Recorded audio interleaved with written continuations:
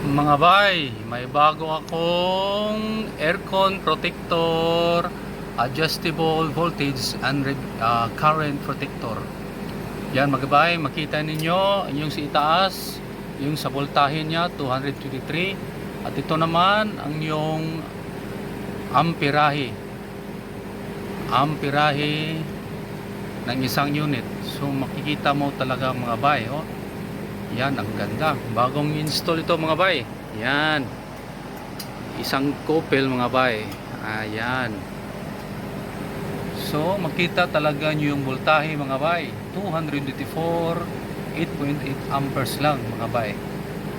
So, kung magpa-fluctuate yung kuryente natin, talagang automatic siyang magsha-shutdown at i-neutralize niya ang kuryente at saka babalik sa mga bay. Ang ganda ng aircon protector natin mga bay, parang AVR mga bay. Yan, isa po ito ng 3 tonner mga bay. Yan, kikita nyo 3 tonner. Okay, so 3 tonner lang mga bay, pero yung amperahe niya mga bay 8.8. Pero yung pinaka maximum niya mga bay, ayan, 22.0 A. Okay, yan mga bay, ang layo pa mga bay, ang ganda ng performance mga bay, ang lamig na sa loob mga bay. Ayan mga bay, ang lamig na, yung temperature natin is 17. Ayan mga bay,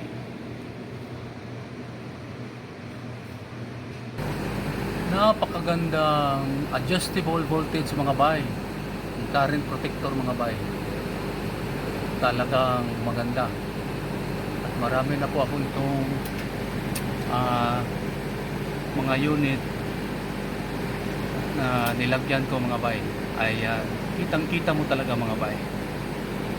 Ayan, yan lang po mga bay ang sinishare ko sa inyo. Okay.